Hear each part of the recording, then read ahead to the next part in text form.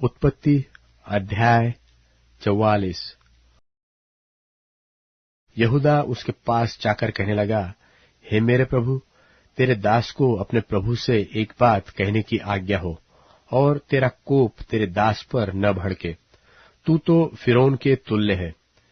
मेरे प्रभु ने अपने दासों से पूछा कि क्या तुम्हारे पिता व भाई है? और हमने अपने प्रभु से कहा, हाँ, हमारा बूढ़ा पिता है, और उसके बुढ़ापे का एक छोटा सा बालक भी है, परंतु उसका भाई मर गया है, इसलिए वह अब अपनी माता का अकेला ही रह गया है, और उसका पिता उससे स्नेह रखता है। तब तूने अपने दासों से कहा था कि उसको मेरे पास ले आओ, जिससे मैं उसको देखूं। तब हमने अपने प्रभु से कहा था कि वह लड़का अपने पिता को नहीं छोड़ सकता, नहीं तो उसका पिता मर जाएगा। और तूने अपने दासों से कहा, यदि तुम्हारा छोटा भाई तुम्हारे संग न आए तो तुम मेरे सन्मुख फिर न आने पाओगे।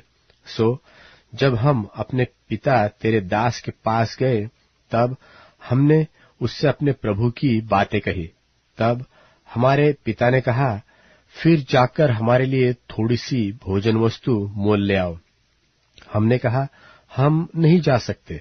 हाँ, यदि हमारा छोटा भाई हमारे संग रहे तब हम जाएंगे, क्योंकि यदि हमारा छोटा भाई हमारे संग न रहा तो हम उस पुरुष के सन्मुख न जाने पाएंगे। तब तेरे दास मेरे पिता ने हमसे कहा, तुम तो जानते हो कि मेरी स्त्री से 2 पुत्र उत्पन्न हुए, और उनमें से एक तो मुझे छोड़ ही गया, और मैंने निश्चय कर लिया कि वह फाड़ डाला गया होगा, और तब से मैं उसका मुंह न देख पाया। सो यदि तुम इसको भी मेरी आंख की आड़ में ले जाओ और कोई विपत्ति इस पर पड़े, तो तुम्हारे कारण मैं इस पके बाल की अवस्था में दुख के साथ अधोलोक में उतर जाऊंगा। तब यूसुफ उन सब के सामने जो उसके आसपास खड़े थे अपने को और रोक न सका, और पुकार के कहा, मेरे आसपास के सब लोगों को बाहर कर दो। भाइयों के सामने अपने को प्रकट करते समय यूसुफ के संग और कोई न रहा। तब वह चिल्ला चिल्ला कर रोने लगा, और मिस्रियों ने सुना, और फिरौन के घर के लोगों को भी इसका समाचार मिला।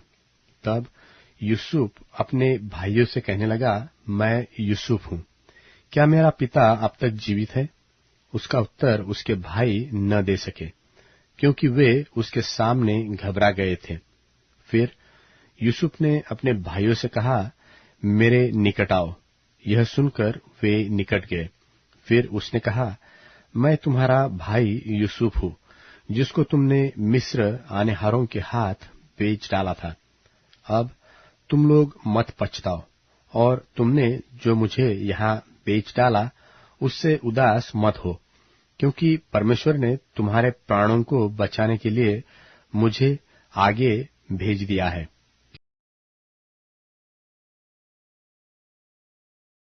मत्ती रचित सुसमाचार 10वां अध्याय। चलते चलते प्रचार कर कहो कि स्वर्ग का राज्य निकट आ गया है। बीमारों को चंगा करो, मरे हुओं को जिलाओ, कोढ़ियों को शुद्ध करो, दुष्टात्माओं को निकालो।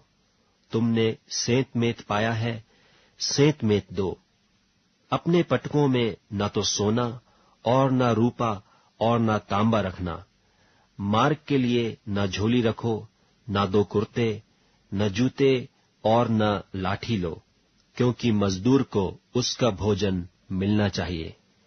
जिस किसी नगर या गांव में जाओ तो पता लगाओ कि वहां कौन योग्य है, और जब तक वहां से न निकलो उसी के यहां रहो, और घर में प्रवेश करते हुए उसको आशीष देना। यदि उस घर के लोग योग्य होंगे तो तुम्हारा कल्याण उन पर पहुंचेगा, परंतु यदि वे योग्य न हो तो तुम्हारा कल्याण तुम्हारे पास लौट आएगा। और जो कोई तुम्हें ग्रहण न करे और तुम्हारी बातें न सुने, उस घर या उस नगर से निकलते हुए अपने पांवों की धूल झाड़ डालो। मैं तुमसे सच कहता हूं कि न्याय के दिन उस नगर की दशा से सदोम और अमोरा के देश की दशा अधिक सहने योग्य होगी।